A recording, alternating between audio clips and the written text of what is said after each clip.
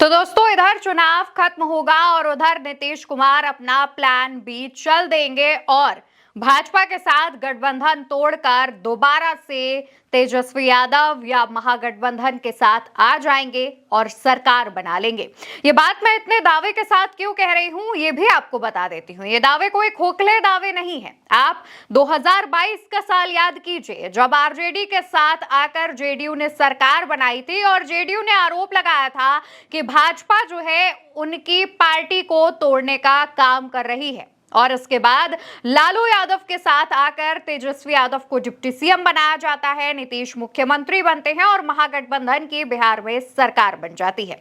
उस वक्त कहा गया कि जेडीयू को लालू यादव ने बचाया है और एक बार फिर से वही घटनाक्रम खुद को दोहरा रहा है। कहानी दोबारा से कुछ वैसी ही नजर आ रही है। अगर आप देखेंगे तो कहा जा रहा है चुनावों के बाद जेडीयू में दो फाड़ हो सकती है और ऐसे में अपनी पार्टी को बचाने के लिए और इतने सालों से राजनीति कर रहे नीतीश कुमार अपनी राजनीति बचाने के लिए ये कदम उठा सकते हैं और ये फैसला ले सकते हैं। साफ तौर पर ये बात अब क्लियर होने लगी है। आप भी जानते हैं कि नीतीश कुमार राजनीति के चाणक्य कहे जाते हैं।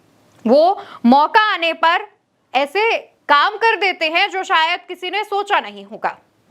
कल तक वो भाजपा के साथ रहते हैं और अचानक से अगले दिन अनाउंस हो जाता है कि वो आरजेडी के साथ आ गए हैं, इस्तीफा देते हैं, आरजेडी के साथ बिहार में सरकार बना लेते हैं। तो ऐसे में नीतीश कुमार जो है उनके पास प्लान बी हमेशा एक्टिव रहता है।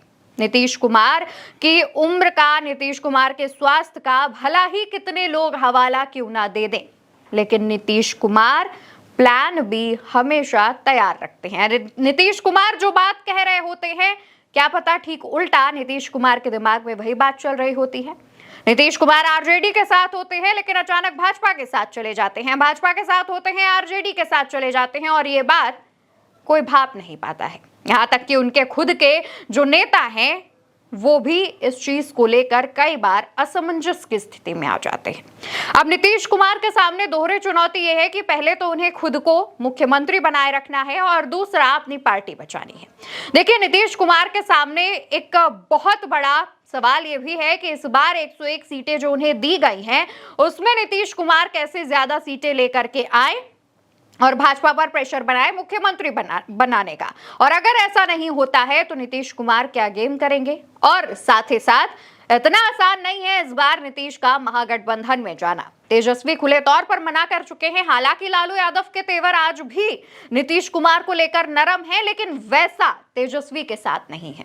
तो नीतीश कुमार को यह भी देखना है कि तेजस्वी को कैसे साधना है, क्योंकि हर बार तेजस्वी को आप सिर्फ झुंझुना दिखाकर मनाकर डिप्टी सीएम नहीं बना सकते। इस बार तेजस्वी सीएम फेस के लिए चुनाव लड़ रहे हैं। तो ऐसे में क्या नीतीश कुमार अपने बेटे को डिप्टी सीएम बनाएंगे और खुद संन्यास लेकर लालू यादव की तरह सबका नेतृत्व करेंगे? ये तो बात की बात है। लेकिन नीतीश कुमार के सामने अपनी पार्टी को बचाने की एक बार फिर से जो चुनौती है वो आ गई है।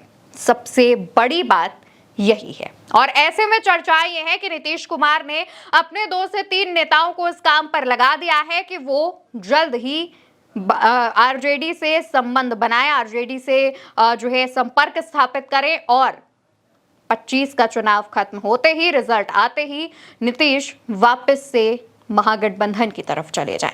अब क्योंकि हम यहाँ पर नीतीश कुमार के महागठबंधन और एनडीए में शामिल होने की बात कर रहे हैं तो पिछले कुछ सियासी घटनाक्रम पर नजर डालते हैं जो हम लेकर के आए हैं। देखिए, फरवरी 2015 में नीतीश कुमार मुख्यमंत्री बनते हैं। 10 महीने बाद नवंबर 2015 में नीतीश कुमार लालू यादव की पार्टी आरजेडी के साथ गठबंधन करते हैं, महागठबंधन की सरकार बनाते हैं और सीएम पद की शपथ लेते हैं। यह ऐसा पहली बार हुआ था जब जेडीयू और आरजेडी का गठबंधन हुआ था और बिहार में सरकार बनी थी। इसके बाद जुलाई 2017 में आरजेडी छोड़कर एनडीए के साथ आते हैं, सरकार बनाते हैं। सरकार 2.5 साल चलती है। नवंबर 2020 के चुनावों में सरकार जेडीयू और एनडीए की थी, लेकिन चुनावों के 2 साल बाद नीतीश ने अगस्त 2022 को दोबारा से आरजेडी का दामन थाम लिया और एक बार फिर बाजी पलटते हुए जनवरी 2024 में जेडीयू और एनडीए की सरकार बना ली। यानी कि सिर्फ अगर आप 2020 के चुनावों पर नजर डालेंगे तो पहले एनडीए के साथ सरकार बनाते हैं, लेकिन 2 साल बाद 2000 अगस्त 2022 में आरजेडी के साथ चले जाते हैं, लेकिन जनवरी 2024 आते आते जेडीयू और एनडीए की सरकार बना लेते हैं और इस वक्त महागठबंधन की सरकार से अलग हैं नीतीश कुमार। 2025 का विधानसभा चुनाव है, लेकिन इस बार भी कहा जा रहा है कि ऐसा कुछ सिनेरियो देखने को मिल सकता है। 2020 खुद को दोबारा से दोहरा सकता है और 2020 का जो चुनाव था उसके बाद जब आरजेडी के साथ नीतीश कुमार आए थे तो उन्होंने भाजपा पर पार्टी तोड़ने का आरोप लगाया था और इस बार तो वैसा होता साफ तौर पर नजर भी आ रहा है। लेकिन दोस्तों, मेरा सवाल आपसे यह है कि अगर नीतीश कुमार इस बार आरजेडी के साथ आते हैं तो क्या तेजस्वी यादव उन्हें इतनी आसानी से मुख्यमंत्री पद सौंप देंगे या फिर यहां पर नीतीश कुमार को इस बार दब कर रहना पड़ेगा? आप क्या सोचते हैं? आपकी क्या राय है? कमेंट सेक्शन में बताइएगा और याद से इस वीडियो को शेयर करके अपने बाकी लोगों से भी राय पूछकर उनसे भी कमेंट करने के लिए कहिएगा। फिलहाल के लिए इतना ही। नमस्कार।